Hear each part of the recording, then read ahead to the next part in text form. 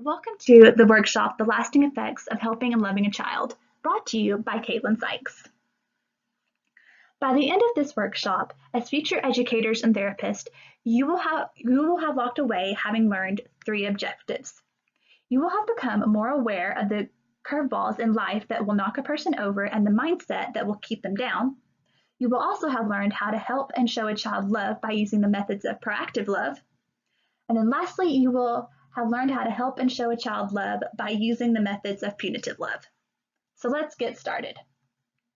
Parents can be affected by the loss of a job, the death of a loved one, or in unexpected illnesses. And when people are thrown for a loop, they can sometimes unknowingly become biased towards the impact and overestimate how much or for how long the curveball is going to affect them. Impact bias can have a ripple effect, resulting in low self-esteem, low self-concept, and self-handicapping.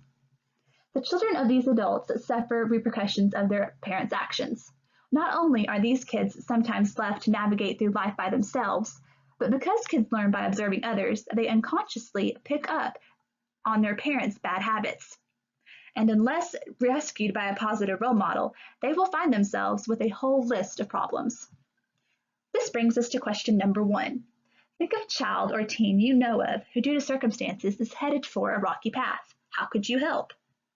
Unsure? You can help by showing them love. What is love? In your own words, define it. Love can be defined in many ways, and today we are going to talk about love in the context of it being what we do to selflessly encourage or discipline a child in order to help them prosper and grow as an individual. This takes us to question 3. What are 2 things your parents or guardians taught you via affectionate and encouraging actions that have proven useful as an adult? The positive things your parents taught you are examples of proactive love. Proactive love is encouraging and loving someone to the point that your actions help lay stepping stones in their development as a person. To the right are a list of proactive methods that you can use when loving and helping a child. You can show a child you love them by showing interest in their hobbies and likes. Take the time to listen and to what they have to say. And 2, point out what they are really good at and find ways to help them hone those skills. Mention your love for them and what they can do.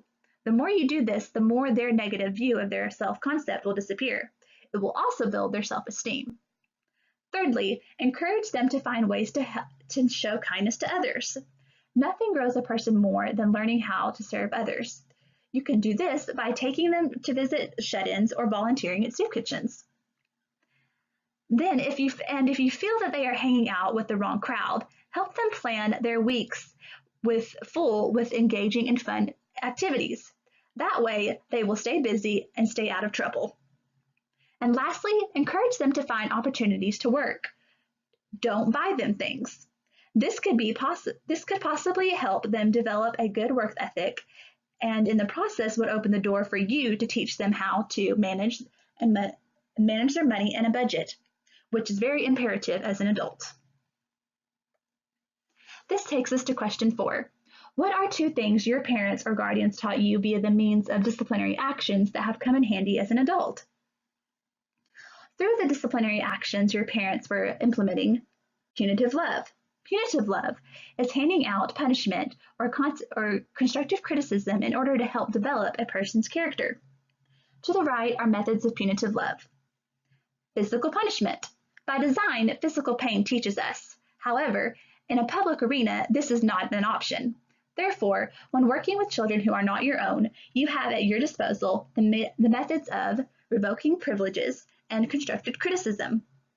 Revoking privileges could mean taking away a favorite toy or prohibiting them from doing something they were looking forward to.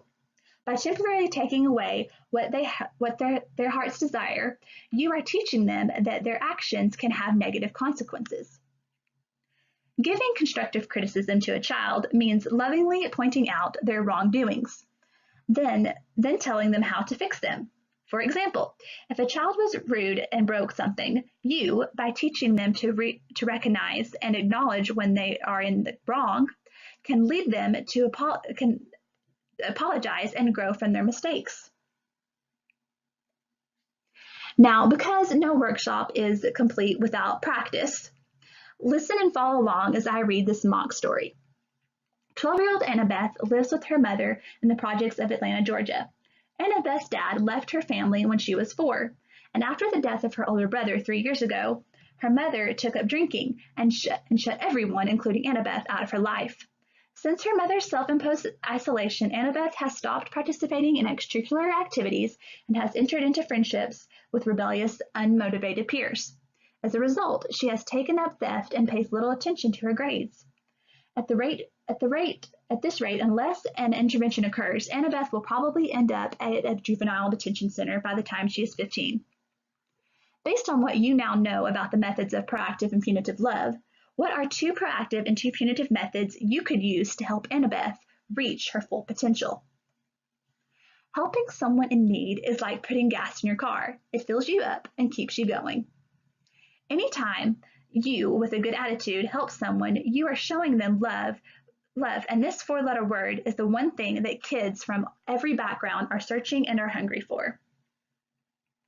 Starting today, how will you, by using the concept of altruism along with the methods of proactive and punitive love, selflessly walk alongside